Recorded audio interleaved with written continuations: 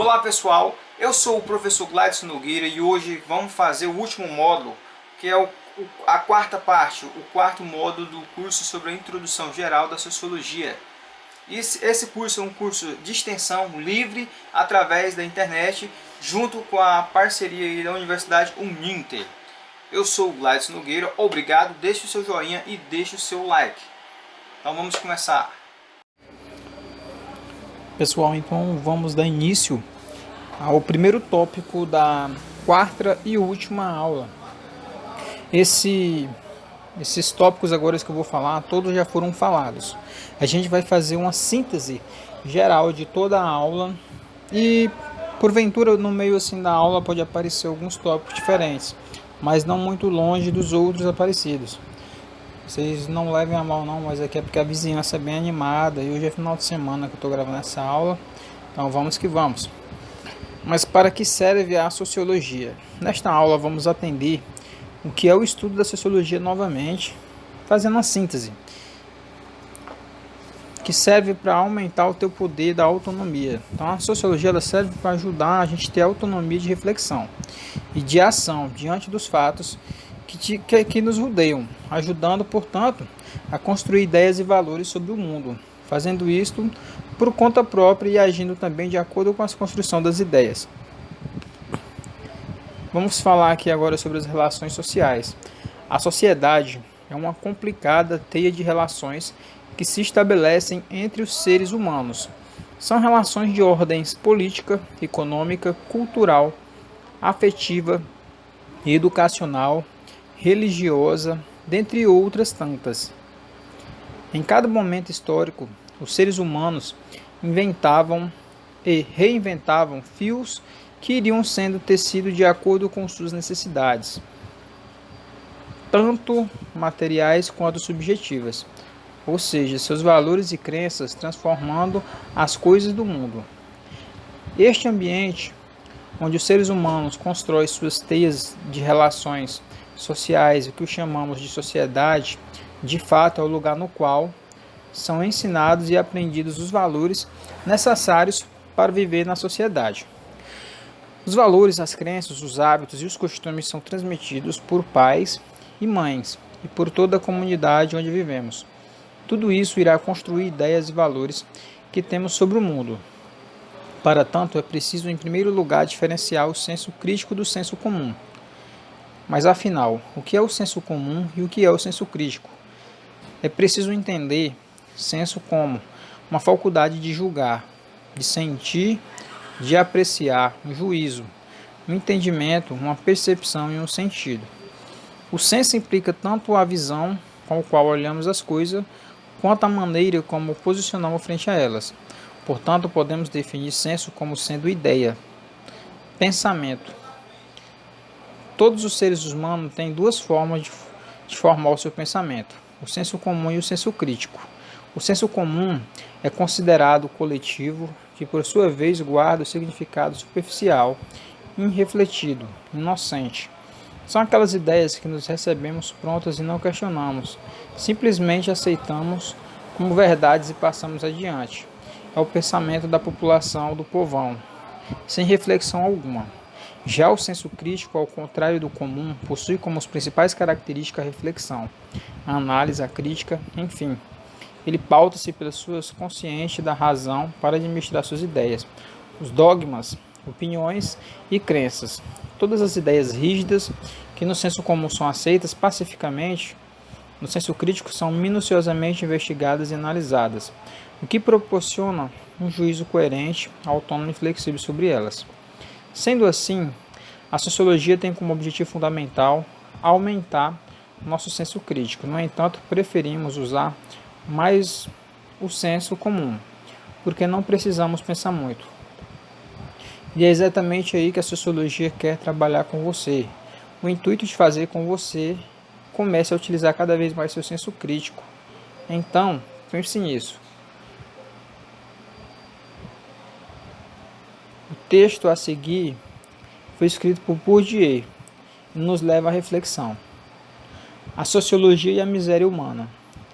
Levar a sociologia e a miséria humana levar à consciência os mecanismos que tornam a vida dolorosa, viável até não é neutralizá-los, explicar as contradições não é resolvê-las, mas, por mais cético que se possa ser sobre a eficácia social das mensagens sociológicas, não se pode anular o efeito que ela pode exercer ao permitir aos que sofrem que descubram a possibilidade de atribuir seu sofrimento às causas sociais e assim se sentirem desculpados e fazendo conhecer amplamente a origem social, coletivamente oculta, da infelicidade sob todas suas formas, inclusive as mais íntimas e as mais secretas.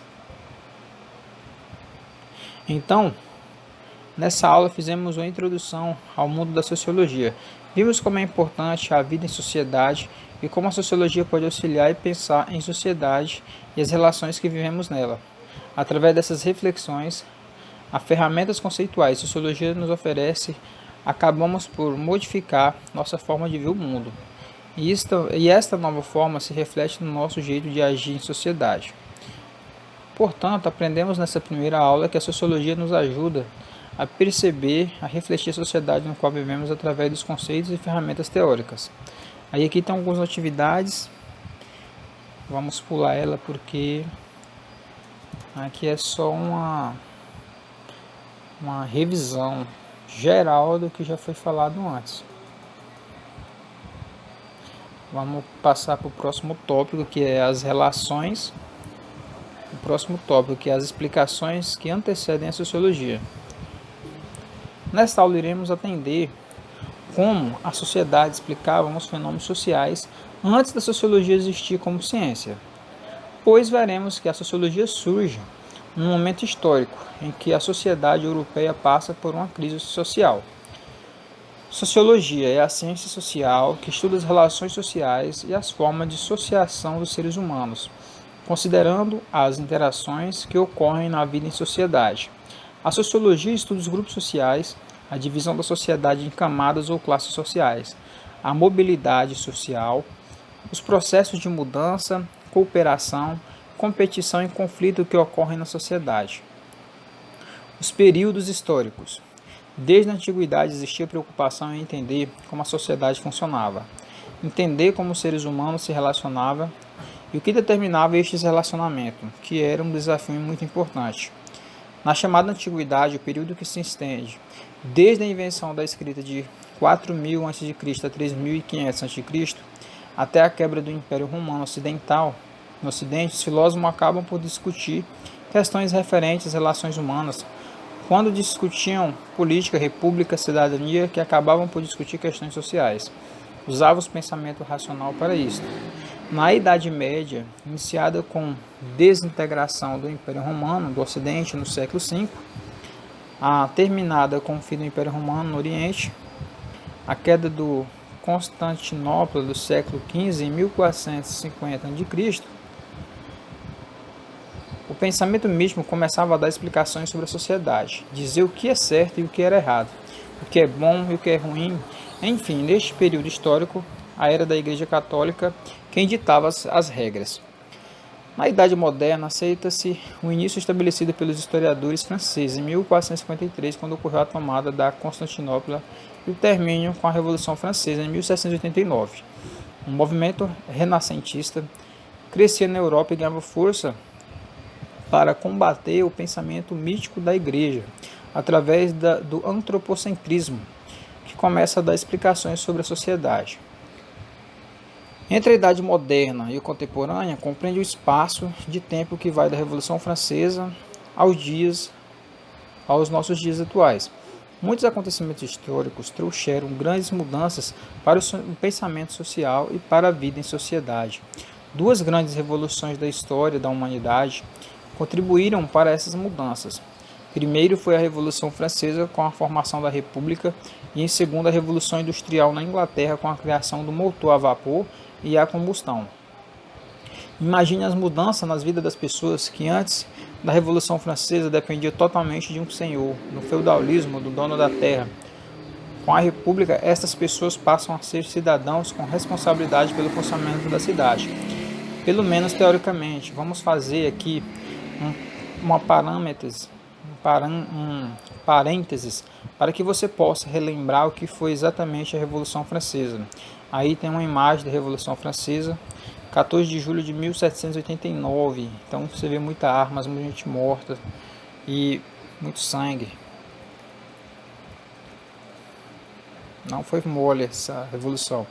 A situação social era tão grave e o nível de insatisfação popular tão grande que o povo foi às ruas com o objetivo de tomar o poder e arrancar do governo a monarquia comandada pelo rei Luís XIV.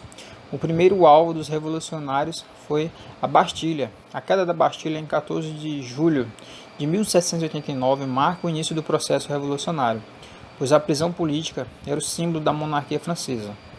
O lema dos revolucionários era liberdade, igualdade e fraternidade. Foi ele, resumido muito bem, desejo de terceiro Estado francês.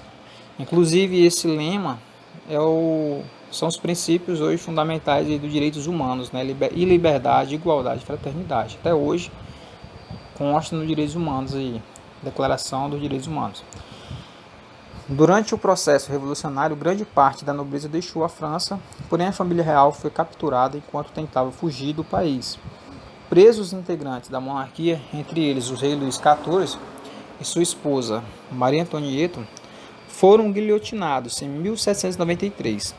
O clero também não saiu impune, pois os bens da igreja foram confiscados durante a Revolução. No mês de agosto de 1789, a Assembleia Constituinte cancelou todos os direitos feudais que existiam à promulgação da Declaração do Direito do Homem e do Cidadão.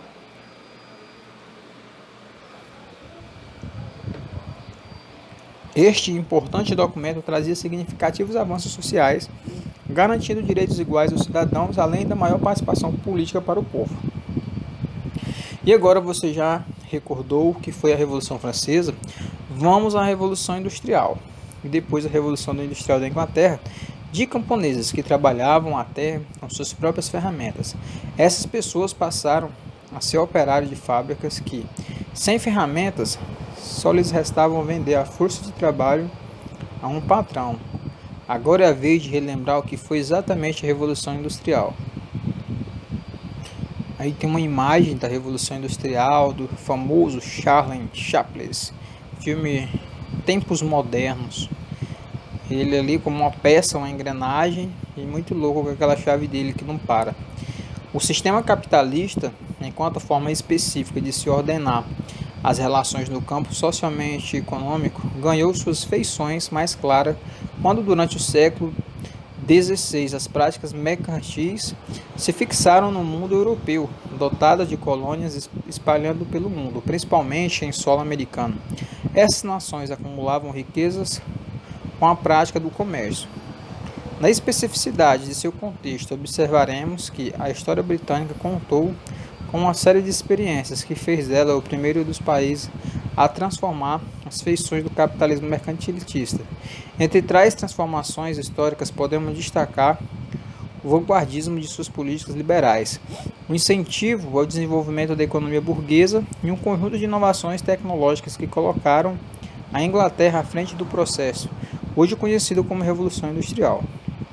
Com a Revolução Industrial, a qualidade das relações de trabalho no ambiente da manufatureiro se transformou sensivelmente. Antes, os artesãos se agrupavam no ambiente da corporação de ofício para produzirem os produtos manufaturados. Todos os artesãos dominavam integralmente as etapas do processo de produção de um determinado produto. Dessa forma, o trabalhador era ciente do valor, o tempo gasto e da habilidade requerida na fabricação de certo produto, ou seja, ele sabia qual o valor do bem que ele produzia. As inovações da tecnologia oferecidas, principalmente a partir do século XVIII, proporcionaram maior velocidade ao processo da transformação da matéria-prima. Novas máquinas automatizadas, geralmente movidas pela tecnologia do motor a vapor, foram responsáveis por esse tipo de melhoria. No entanto, além de acelerar processos e reduzir custos, as máquinas também transformaram as relações de trabalho no meio fabril. Os trabalhadores passaram por um processo de especialização de sua mão de obra. Assim, só tinha responsabilidade e domínio sobre uma única parte do processo industrial. Dessa maneira, o trabalhador não tinha mais ciência do valor da riqueza por ele produzido. Ele passou a receber um salário pelo qual era pago para exercer uma determinada função que nem sempre correspondia ao valor daquilo que ele era capaz de produzir. Este tipo de mudança também só foi possível porque a própria formação de uma classe burguesa munida de grande acúmulo de capitais começou a controlar os meios de produção e da economia. Foram mudanças muito fortes e tudo isso repercutiu drasticamente de maneira como as pessoas viviam e como relacionavam umas com as outras. Vamos para o próximo tópico, a chegada da sociologia. As sociedades foram transformando-se em estruturas muito complexas e para isso era necessário o existente de uma ciência capaz de entender o que se passava. Na França surgiu então um filósofo com a ideia de criar uma nova ciência. Nota sobre o criador da sociologia, Comte, cujo o nome completo era Isidore Auguste Marie-François Xavier. Comte nasceu em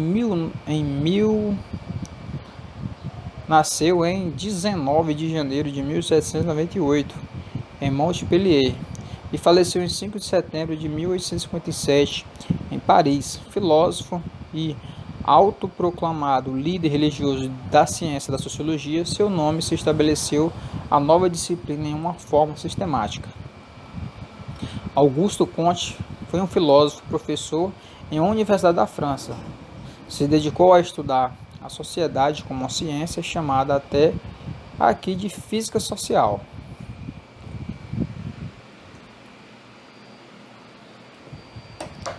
Só mais tarde, ainda no século XIX, mais precisamente no ano de 1839, que Auguste Comte vai chamar essa ciência de sociologia, que significa societas, do latim sociedade, e logos do grego estudo da razão.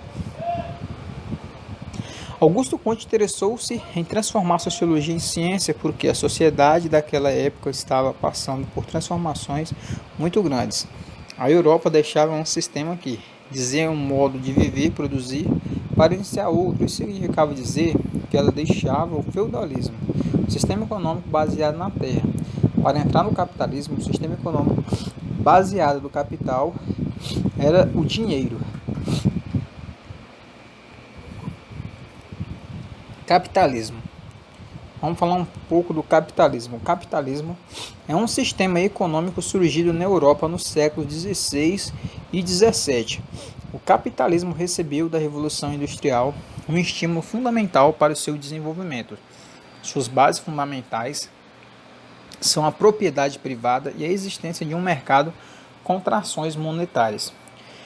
Isso significa, por exemplo, que no sistema capitalista, as fábricas, lojas, escolas, hospitais podem permanecer aos empresários e não ao Estado. Além disso, a produção e a distribuição das riquezas são determinadas pelo mercado, o que significa que os preços são definidos pela chamada lei da oferta e da demanda.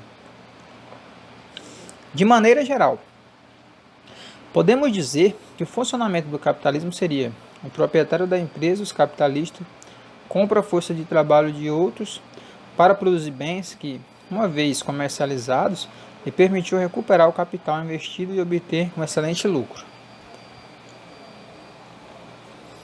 Foram mudanças muito fortes e tudo isso repercutiu drasticamente na maneira como as pessoas viviam e como se relacionavam umas com as outras.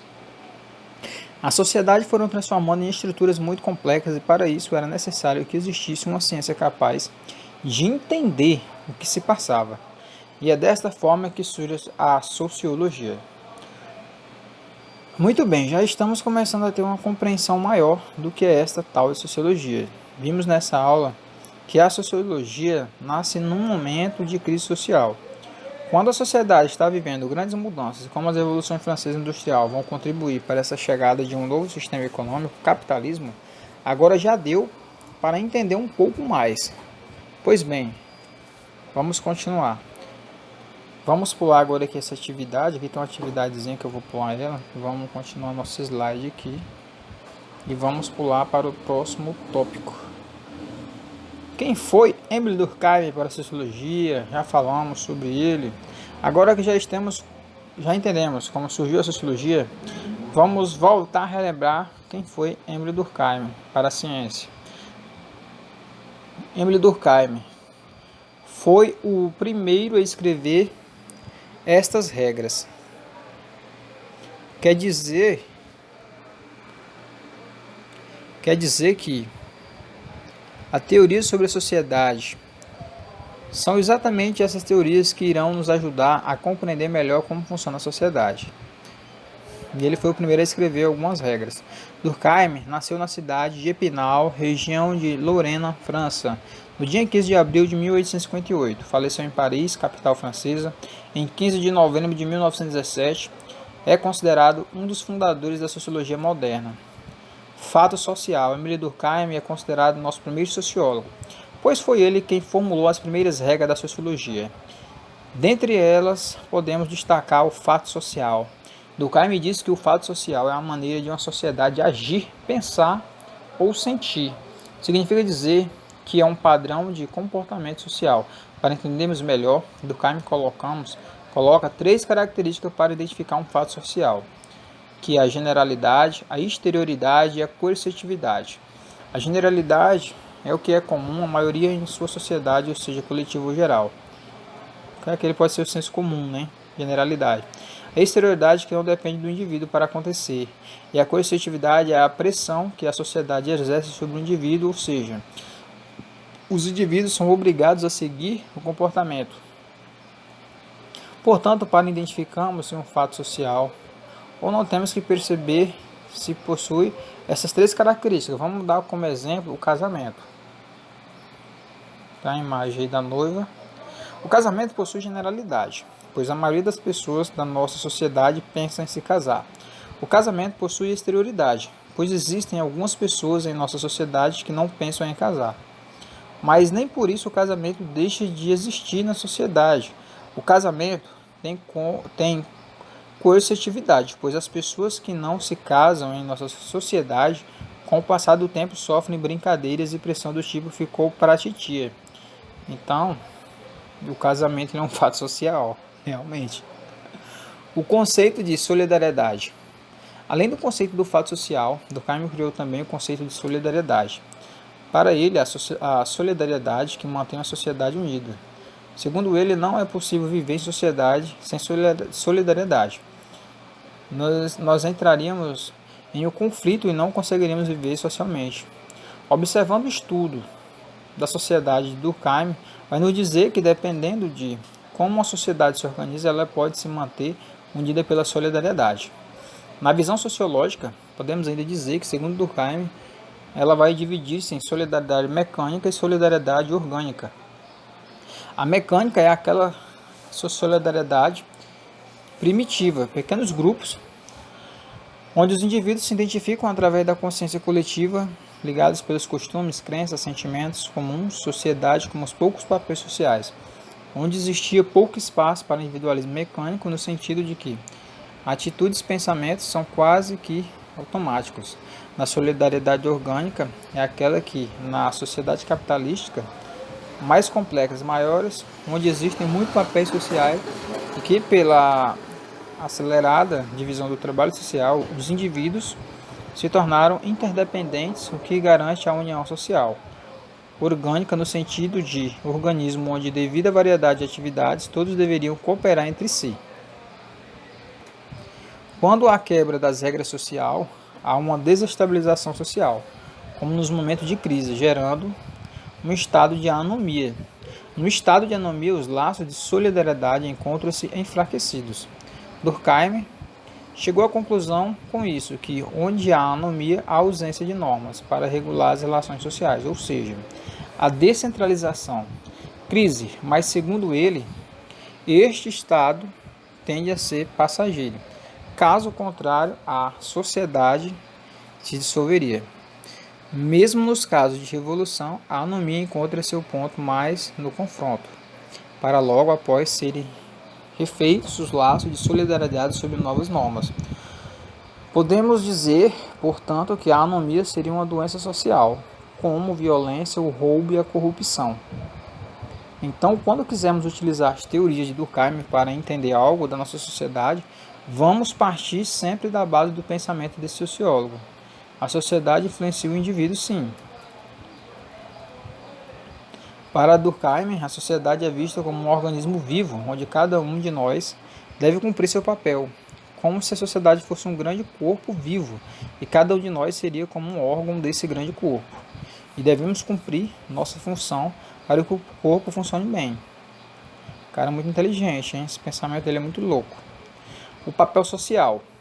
O papel social é o conjunto de normas, direitos e deveres explicativos que condicionam o comportamento dos indivíduos junto a um grupo ou dentro de uma instituição. Os papéis sociais, que podem ser atribuídos ou conquistados, surgem da interação social, sendo sempre resultado de um processo de socialização. Consciência coletiva. Consciência coletiva é um conjunto de crenças, dos sentimentos comuns à média dos membros de uma mesma sociedade que formam um sistema determinado com a vida própria. Isto é, quando um grupo de indivíduos pensa, age, acredita nas mesmas coisas, dizemos que este grupo tem consciência coletiva. Nessa aula, conhecemos a maneira de Durkheim refletir a sociedade. Segundo o que vimos, Durkheim entende que o que acontece no meio social acaba influenciando de maneira de um indivíduo pensar e de comportar. Para ajudar nesta reflexão, Durkheim criou os conceitos de fato social e de solidariedade mecânica e solidariedade orgânica, entendendo o que significam estes conceitos que nos ajudam a compreender melhor a sociedade. Aqui tem algumas atividades, vamos pular elas e vamos para o próximo tópico. Quem foi Max Weber? Para a sociologia, já falamos, já abordamos, mas vamos continuar aprofundando. O objetivo dessa aula é fazer com que você perceba que a sociologia existe em formas e diferentes pensamentos de se refletir sobre a mesma coisa. Veremos o pensamento agora do segundo sociólogo conhecido como um dos clássicos. Weber foi um economista, sociólogo e filósofo alemão. Nasceu em 1864 em Erfurt, Turingia, e morreu em 1920 em Munique. Filho de um grande industrial têxtil da Alemanha Ocidental, foi um dos principais nomes da sociologia moderna. Realizou extensos estudos sobre a história comparativa e foi um dos autores mais influentes do estudo do surgimento do capitalismo e da burocracia, bem como da sociologia e da religião. O pensamento de Max Weber, ao contrário de Durkheim, Weber acreditava que a sociologia deveria concentrar na ação social e não nas estruturas. Para ele, as motivações e ideias humanas são as forças por detrás de uma mudança. Considerava então o indivíduo e suas ações como ponto-chave da investigação, evidenciando que, para ele, era o ponto da partida da sociologia. A compreensão e a percepção do sentido que a pessoa atribui à sua conduta. Para Weber, o objetivo do estudo da sociologia é a ação humana, tendo sentido esse que deve ser percebido pelo grupo que o indivíduo se encontra. Na concepção de Weber, o indivíduo é responsável pelas decisões que toma, inclusive pela própria omissão que, de uma forma ou de outra, legitima o poder. É o que Weber denomina de ação social. Diferente de Comte e de Durkheim, ele acredita na possibilidade de interpretação da sociedade, não olhando para ela, mas sim para o indivíduo que nela vive, pois entendia que aquilo que ocorre na sociedade seria a soma das ações das pessoas. Entendeu a diferença? Quem é que está certo? Então vamos lá. Primeiro vamos saber o que é a ação social do pensamento de Weber. A ação social consiste na conduta humana dotada de sentido, de uma justificativa elaborada de forma subjetiva. É o comportamento consentido e planejado. A ação social é o motivo que leva o indivíduo a agir em sociedade. O indivíduo leva o meio em que vive, quer dizer, as pessoas em consideração ou atua para as mesmas, seja em direção dessas ou contrária a elas. Ele molda seus atos com o objetivo de influenciar os outros ou de comunicar-se com eles, elogiá-los, criticá-los, enganá-los, fazê-los rir, chorar ou todas as diversas coisas que as pessoas fazem para as outras. Sempre que o indivíduo tem alguma importância para o que fazemos, sempre que pensamos em outros quando agimos, temos um exemplo de ação social. Weber diferencia relação social de ação social. Na relação social, existe reciprocidade. Na medida em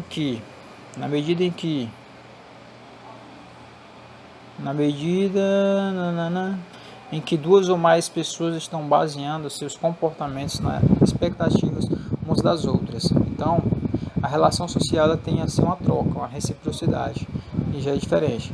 Do mesmo jeito, a reciprocidade não implica que coloquem o mesmo sentido em seu comportamento, mas não tão somente que orientem suas ações em relação às expectativas dos outros.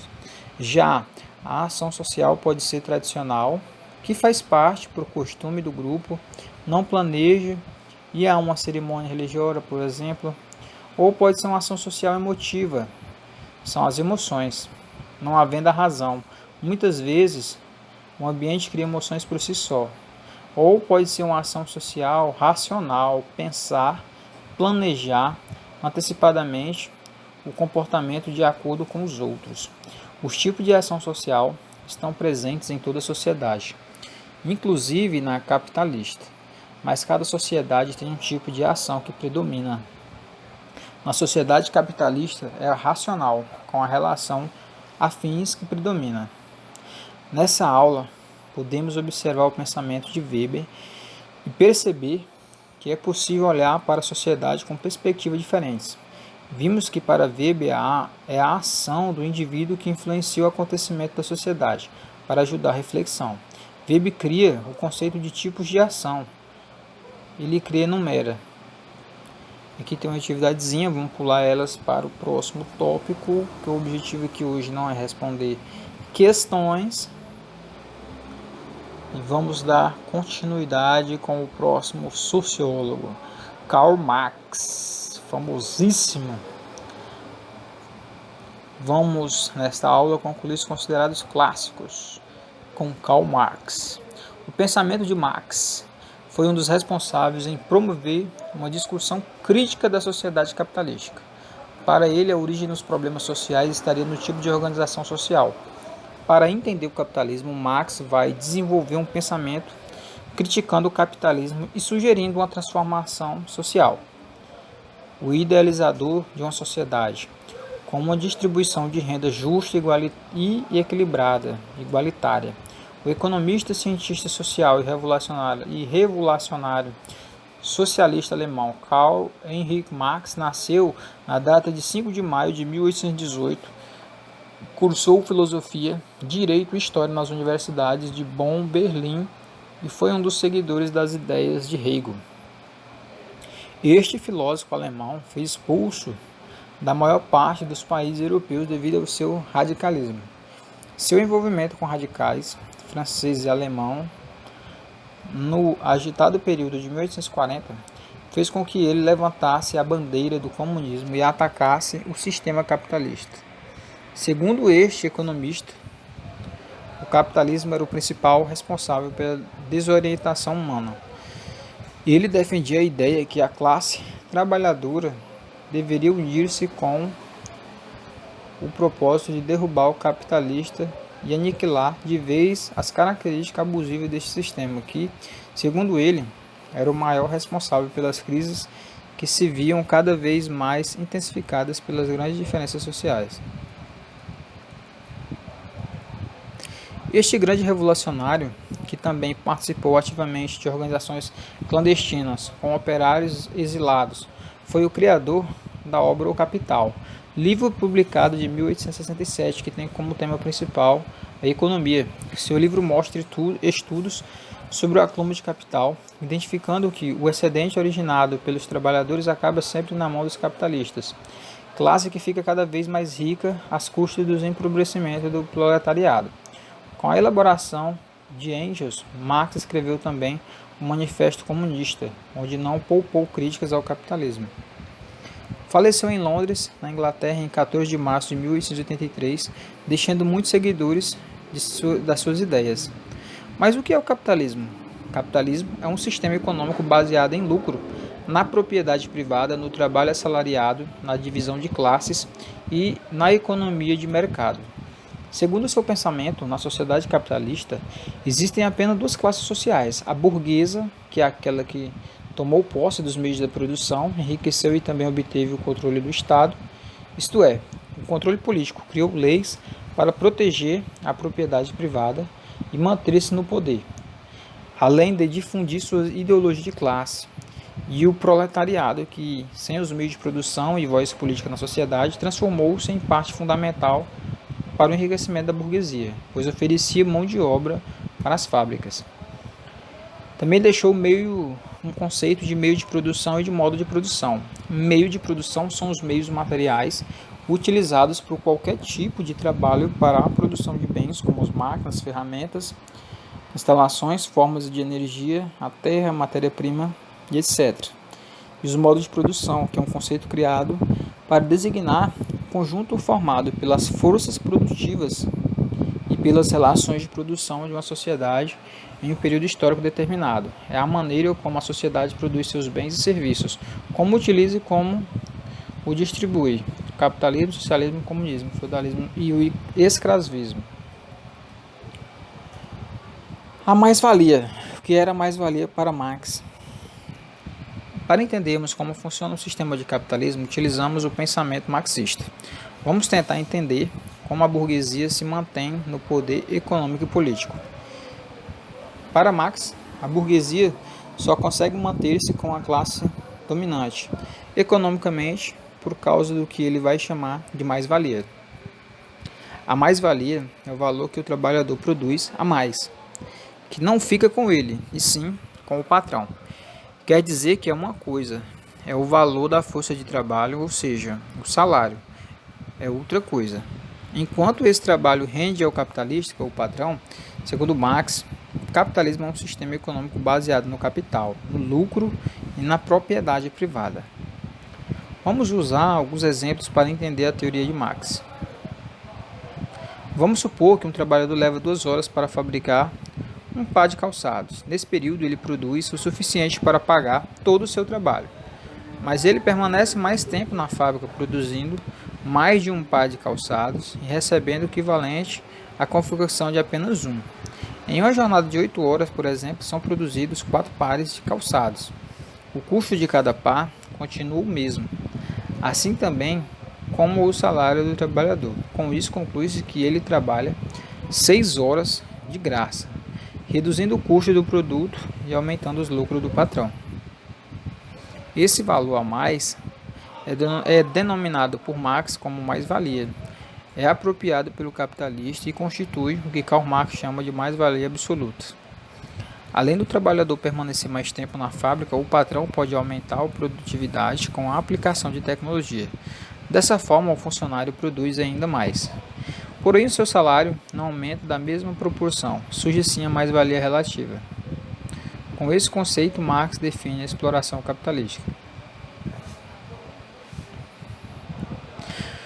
Vamos usar outro exemplo.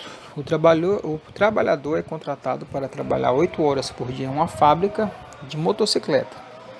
O patrão paga 16 por dia, ou seja, R$2 por hora. E o trabalhador produz 2 motos por mês. O patrão vende cada moto por R$3.183.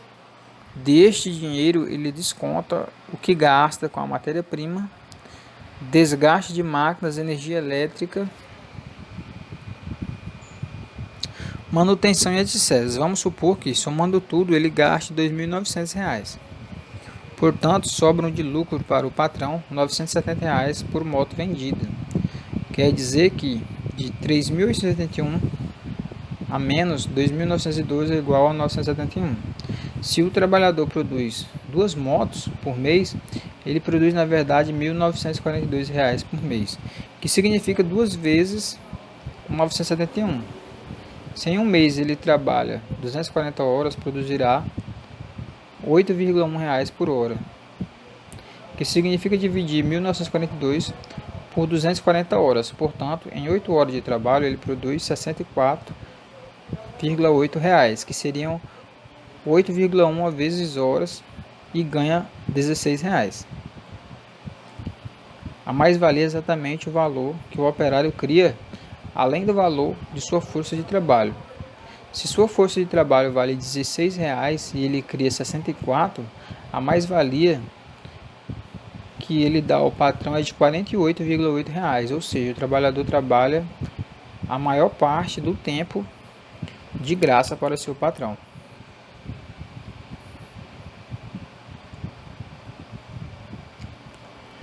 Também tem um conceito de Marx muito importante, não podemos esquecer, que é a alienação. Além da mais-valia, Marx explica que as condições de trabalho dentro do sistema capitalista colocam o trabalhador numa condição alienada, que seria a condição onde o trabalhador produz e é separado do que produziu, portanto,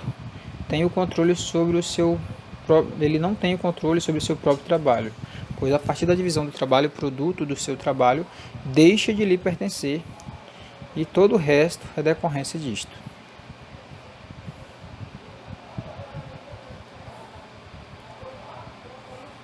Marx também ele conceituou a ideologia, um outro fator muito importante. Segundo ele, a ideologia fortalece as relações estabelecidas pelo capitalismo. Para ele, a ideologia tem a influência marcante nos jogos do poder e na manutenção dos privilégios que dão forma à maneira de pensar e agir dos indivíduos na sociedade, pois impede que a classe trabalhadora tenha consciência da própria submissão, porque camufla a luta de classes quando faz a representação ilusória da sociedade, mostrando como uma harmonia. A ideologia, no conceito de Marx, seria ideias de que de alguma forma justificam ou mascaram as desigualdades sociais.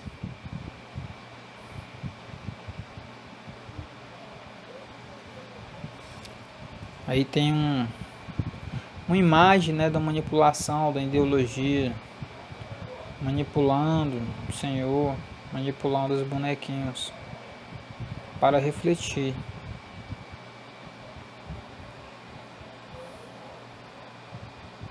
Pessoas podem ser manipuladas através das ideologias.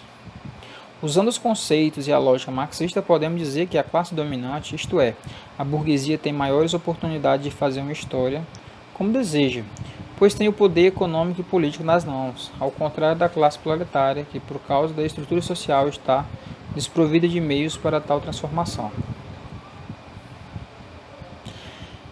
Nesse resumo aí, nós vimos que, segundo o pensamento de Karl Marx, a análise da sociedade parte da compreensão do sistema capitalista, pois para ele os problemas da sociedade têm origem do capitalismo, e entendendo os conceitos da mais-valia e ideologia da alienação, podemos perceber melhor como nossa sociedade funciona de forma crítica e consciente. Aí tem uma atividadezinha, vamos pular ela e vamos dar continuidade no próximo tópico. Como que apareceu a sociologia no Brasil? Também já falamos muito sobre isso no tópico passado, foi na terceira aula, mas vamos dar uma continuidade, uma síntese, vamos relembrar. Muito bem, agora que conhecemos os clássicos, vamos falar o que estava acontecendo no Brasil. No Brasil, a sociologia vai aparecer também como desenvolvimento do capitalismo, refletindo a situação colonial, a herança da cultura do jesuíta e o lento processo da formação do Estado Nacional. A sociologia brasileira nasce a partir da década de 1930, quando começaram a aparecer as reflexões sobre a realidade social com um caráter mais investigativo e explicativo. Os movimentos que impulsionaram a sociologia, vamos falar esse tópico agora, os movimentos que impulsionaram a sociologia. A necessidade de se refletir sobre a sociedade brasileira foi impulsionada por principalmente 3 movimentos, que trouxeram transformações de ordem social, econômica, política e cultural ao Brasil, e acabaram despertando o interesse de pensadores. O modernismo foi um destes movimentos. Era um movimento que lutava para que as regras que existiam sobre a arte e a literatura não imitassem o da Europa, e assim não sufocassem a criação nacional. A defesa de um novo ponto de vista estético e compromisso com a independência cultural do país fez do modernismo sinônimo do estilo de um estilo novo.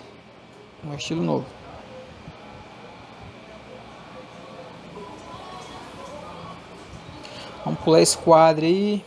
Vamos continuar aqui nesse aqui. Outro movimento que vai influenciar o surgimento do pensamento sociológico no Brasil foi a formação dos partidos políticos. que começaram a ocorrer neste período, sobretudo o Partido Comunista em 1922, que tinha o ideário de criar uma cultura socialista no Brasil e fazer uma política voltada aos interesses da classe trabalhadora. E tem uma imagem aí do Partido Comunista, galera bem comunista mesmo, bem radical. A figura retrata o Partido Comunista no Brasil, que nasceu em 25 de março de 1922. Além destes movimentos, o movimento armado de 1935, também conhecido como Levante Comunista, teve sua contribuição para a chegada da sociologia no nosso país. Foi a união do Partido Comunista como alguns tenentes de esquerda do exército brasileiro que lutavam pelo fim do imperialismo e pela existência de uma ditadura democrática. Este movimento não foi vitorioso, pois não chegou a acontecer de fato.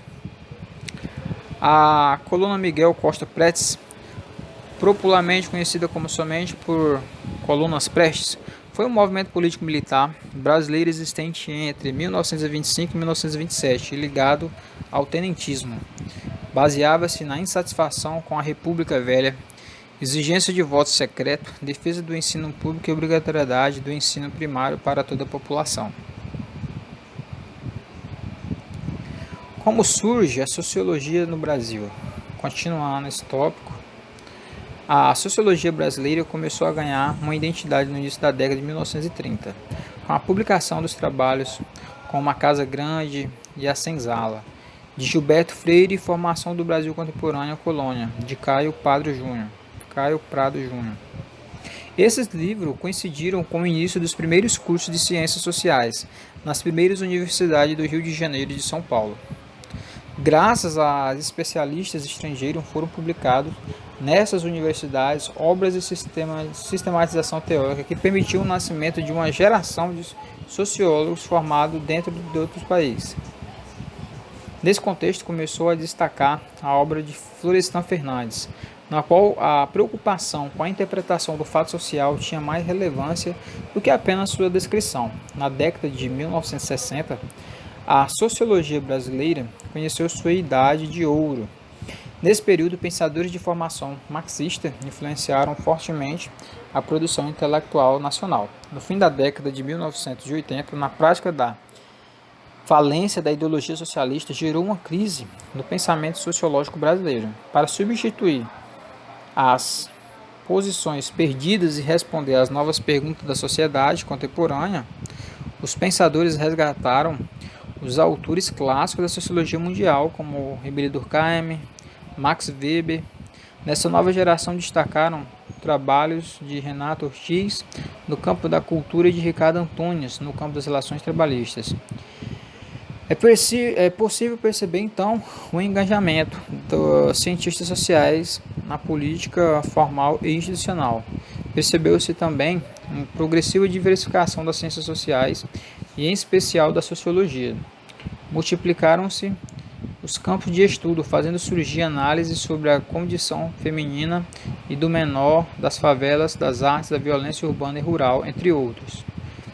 Não somente no Brasil, a sociologia se torna cada vez mais interdisciplinar e plural, com a multiplicação infidável de seus objetos de estudo, no que se auxiliada pela própria realidade cada vez mais diversificada. Então, nessa aula, tivemos a compreensão de como a sociologia chegou ao nosso país, os principais acontecimentos, tais como modernismo, formação de partidos políticos e movimento armado, que acabaram por impulsionar o pensamento sociológico no Brasil. Aí aqui tem mais uma atividadezinha, vamos estar pulando ela e vamos partir para o próximo tópico. Viver em sociedade. Esse tópico eu acho que a gente não viu não. Agora que já estudamos os clássicos, agora que já falamos aqui sobre o Brasil, foi um resumo, vamos viver em sociedade. Nós nem abordamos sobre isso ainda. A ideia, a partir de agora, é perceber como nos seres humanos somos eminentemente seres sociais. Pertencemos a agrupamentos sociais, trabalhamos em grupos e equipes, desenvolvemos projetos coletivos, nos divertimos em grupos, enfim, não vivemos sozinhos, precisamos um dos outros. A convivência humana. Quando nós agimos e reagimos em relação àqueles que estão ao nosso redor, iniciamos um processo conhecido como interação social. Isto é, quando dois ou mais indivíduos participam da mesma ação, estão interagindo. Os seres humanos têm a absolutamente necessidade de convivência com o grupo e é através desta convivência que o comportamento humano se manifesta e se desenvolve. É a partir desta convivência que os seres humanos se articulam e estabelecem formas de comunicação e cooperação, ou seja, se socializam e se sociabilizam. Sociabilidade é a capacidade natural da espécie humana para viver em sociedade, desenvolver-se pelo processo de socialização. Socialização. Socialização por meio da socialização o indivíduo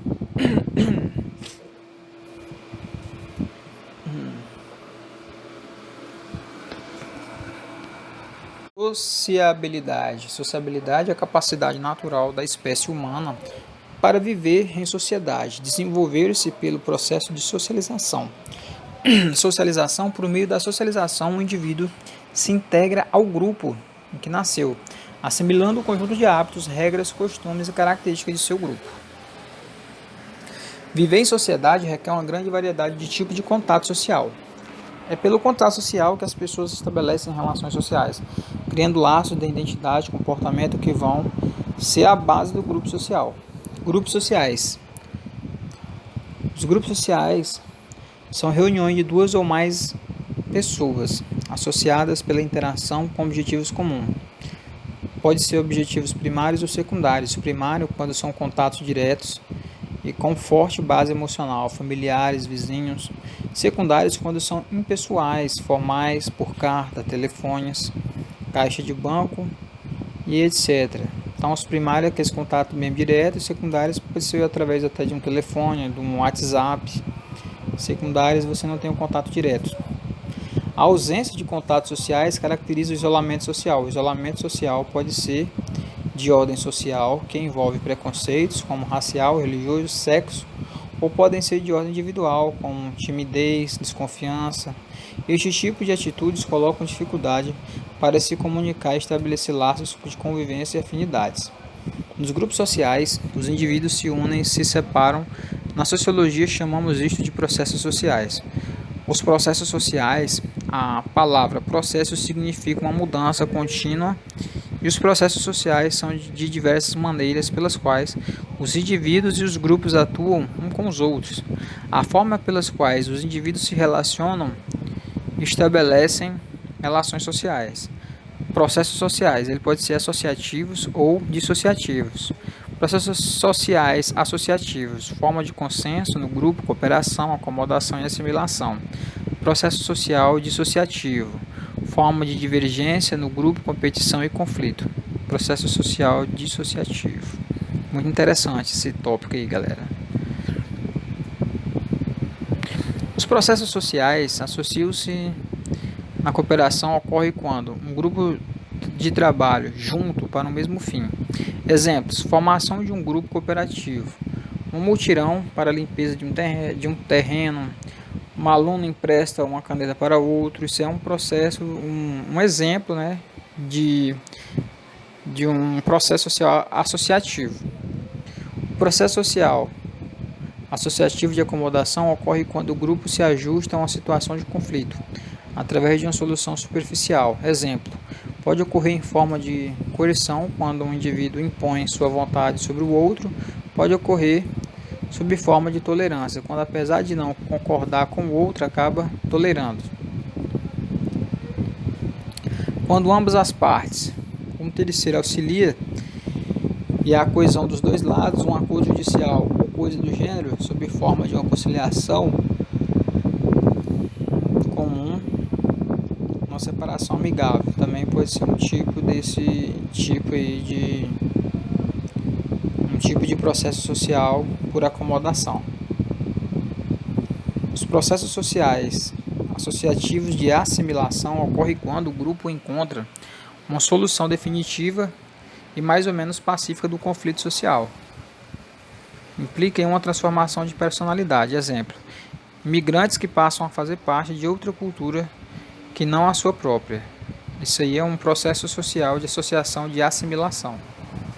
O processo social dissociativo de competição ocorre quando, em um grupo, há uma luta por objetivos escassos. Processo social de competição. Vestibular, os campeonatos de futebol, uma disputa amorosa, uma disputa comercial, até uma disputa de um concurso público pode ser um processo social dissociativo por uma competição. As pessoas ali começam a se ver como concorrentes. Os processos sociais dissociativos de conflito ocorrem quando, em um grupo, há uma competição com tensão e violência social. Exemplos: luta entre poceiros e índios no Brasil, torcidas organizadas de futebol, são exemplos clássicos aí no processo social que eles dissocializam através de um conflito. Esse pedaço aqui a gente olhou, a gente verificou, analisamos os conceitos importantes para a compreensão da convivência humana. Aí aqui tem uma atividade, vamos pular essa atividadezinha e vamos partir para o próximo tópicozinho. O próximo tópico, agora vamos falar sobre os grupos sociais. Já vimos o que são grupos sociais na aula anterior. Agora vamos tentar entender como eles mantêm e se organizam. Vamos falar mais sobre a organização dos grupos. Como funciona? Uma tendência natural do ser humano é a de procurar uma identificação em alguma coisa. Quando uma pessoa se identifica com outra, passa a estabelecer um vínculo social com ela. Ocorre uma associação humana. Com o estabelecimento de muitas associações humanas, o ser humano passou a estabelecer verdadeiros grupos sociais.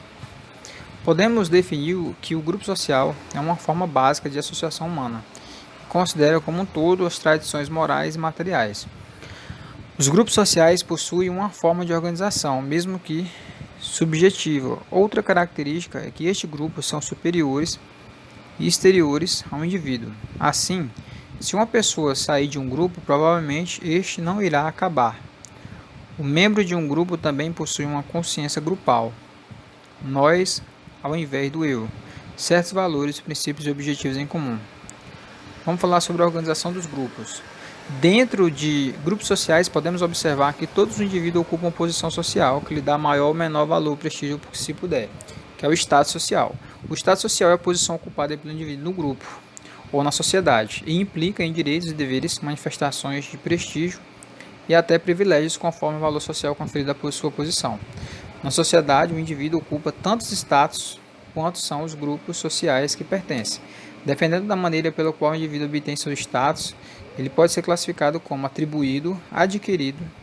O atribuído é quando você depende das qualidades ou ações do indivíduo. Podem ser por idade, sexo, raça, parentesco, classe social, irmão mais velho, irmão filho do pescador. Isso é um atributo. Ou também pode ser um atributo adquirido, quando depende das qualidades pessoais do indivíduo, de sua capacidade e habilidades. Exemplo: capitão do barco, chefe do departamento, são adquiridos. Quando cumpridos os nossos deveres ligados ao nosso status social, dizemos que estamos cumprindo nosso papel social. Já o papel social é a função e o comportamento que o grupo ou a sociedade espera de nós. Resumo: vimos aqui como os grupos sociais são importantes para os indivíduos se situarem no mundo, como organizações e como funcionam. No grupo social, o indivíduo estabelece sua identidade, sua personalidade, que adota um sistema de valores que pautará na sua vida. Agora tem mais uma atividadezinha, vamos pular essa atividade e vamos seguindo para aqui o próximo tópico. Vamos falar sobre as diferenças sociais. Aí tem uma imagem que retrata a diferença social.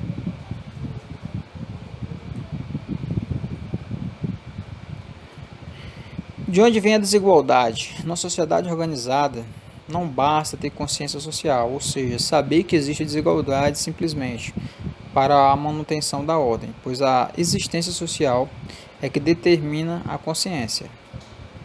Em outras palavras, os valores, o modo de pensar e de agir das pessoas em sociedade são reflexos das relações entre essas pessoas para conseguir meios para sobreviver. Assim, as relações de produção entre as pessoas dependem de suas relações com o meio de produção e que, de acordo com essas relações, podem ser de dono ou de não dono. Quer dizer que o capitalismo, o trabalhador, o patrão ou empregado, já estudamos que os homens se diferenciam em classes. Aqueles homens que detêm a posse dos meios de produção apropriam-se do trabalho daqueles homens que não possuem esses meios, sendo que os últimos vendem sua força de trabalho para conseguir sobreviver. Segundo Marx, a luta de classes nada mais é do que o confronto dessas classes antagônicas, a burguesia versus o proletário, o poder e a desigualdade. Quando tratamos da dominação de classe, estabelecemos os chamados dos tratos sociais, conforme o grau e a distribuição do poder na sociedade. É preciso perceber que o poder sendo exercido sobre os homens, em que uns são o que detêm, enquanto os outros suportam, torna difícil considerar que o poder seja um recurso distribuído, mesmo que de forma desigual para todo cidadão.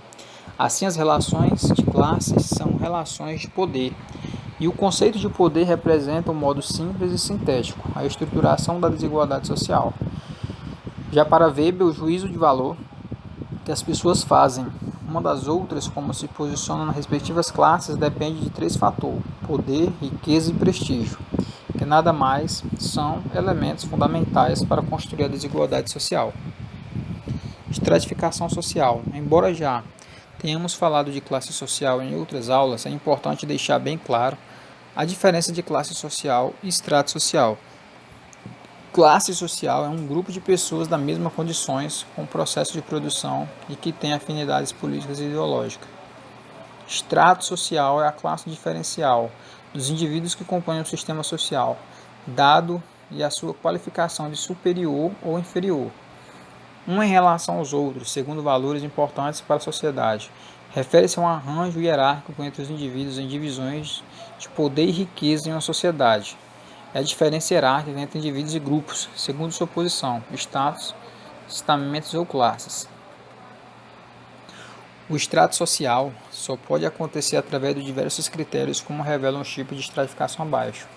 Tipo de estratificação: econômica, política, socioprofissional, outros. A econômica baseia na sua atuação financeira, a política baseia na importância política, o socioprofissional resulta da diferente importância atribuída a cada profissão. E os outros religião, raça, orientação sexual, etnia. Esse nome raça, ele é muito preconceituoso, eu não concordo, tá aí, não foi o que eu coloquei. Discordo, porque em vez de raça, legal seria colocar etnia. Também tem aí o conceito de mobilidade social, que já foi abordado. A mobilidade social ela pode ser vertical ou horizontal.